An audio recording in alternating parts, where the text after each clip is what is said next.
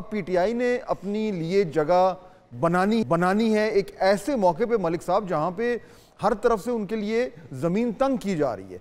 ये जो स्वाबी वाला जो जलसा होने जा रहा है, उसको जलसा कहें, उसको आप धरना कहें, अभी तक तो ये भी क्लियर नहीं हुआ कि उन्होंने वहां पे जाके क्या करना है। लेकिन बहरहाल जिस तरीके से अली अमीन गंडापुर साहब उसको बिल्डअप कर रहे हैं, उसको हाइप कर रहे हैं, और कहा जा रहा है कि जी आज खान साहब ने भी कह दिया कि जी हर शख्स जो वहां पे नहीं आएगा उसको टिकट नहीं मिलेगा।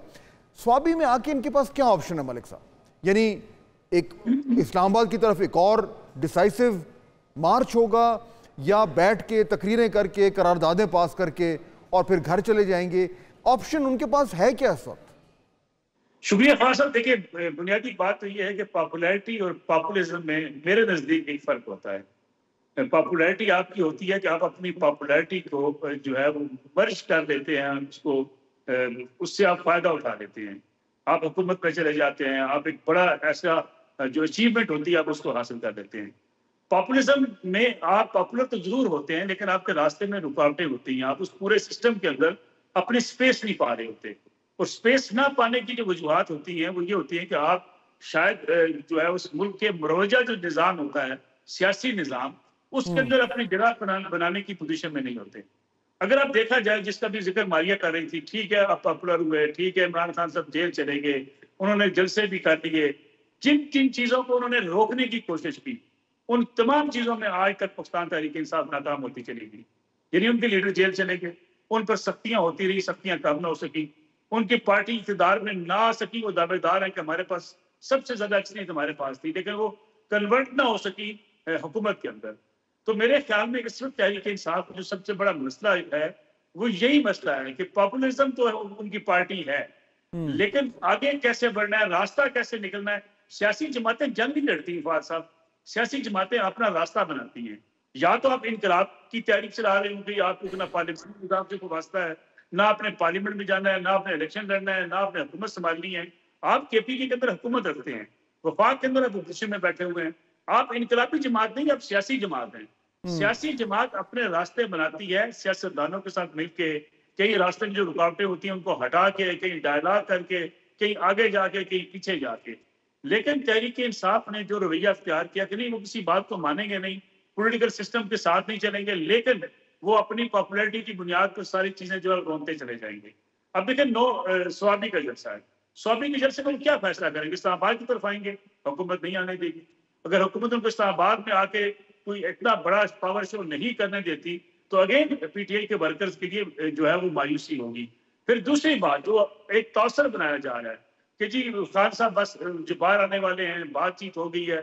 आज के दिन तक जिस वक्त आप और मैं ये प्रोग्राम में बैठे बातचीत कर रहे हैं, मेरे ख्याल में खान साहब को अब भी एक बिग नो है कि आपके लिए इन सूरत हाल में जो रवैया आपने इख्तियार किया हुआ है, इसमें आपके लिए गुंजाइश इस सिस्टम के अंदर मौजूद नहीं है।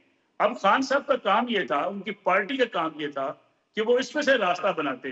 डायलॉग की बात होती है तो वो कहते हैं हम डायलॉग नहीं करेंगे, कभी कहते हैं हम डायलॉग कर लेंगे। पार्टी इनकी काफी हद तक कंप्रोमाइज्ड है। आप देख लें लाहौर के जलसों में कुछ लोग लीडर आते हैं, जलसों से खिताब करते हैं। ये जो मुक्तदरा ने फाइनल क्वेश्चन, अगर ये ग्राउंड गेन जो मारिया बात कर रही है, I agree with her, actually किया है, ये जो रियलिटी है ये फिर पीटीआई भी अंडरस्टैंड कर रही है, रिकग्नाइज कर रही है, और अगर कर रही है तो फिर ये इस हकीकत को सामने रखते हुए आपके ख्याल में वो अपनी हिकमत अमली को चेंज करेंगे, तब्दील करेंगे, या जो पहले जिस डगर पे चल रहे थे उसी पे चलते रहेंगे?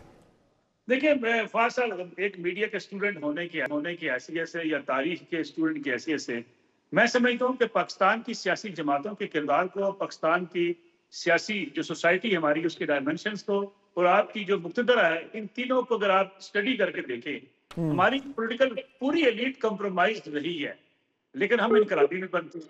इसी तरीके से जहां पॉलिटिकल एलीट कंप्रोमाइज्ड होती है वहां की हमेशा मुक्तदरा जो है हो जाती है। और सियासी जमातों ने ही पाकिस्तान के एस्टेब्लिशमेंट को ताकतवर किया है।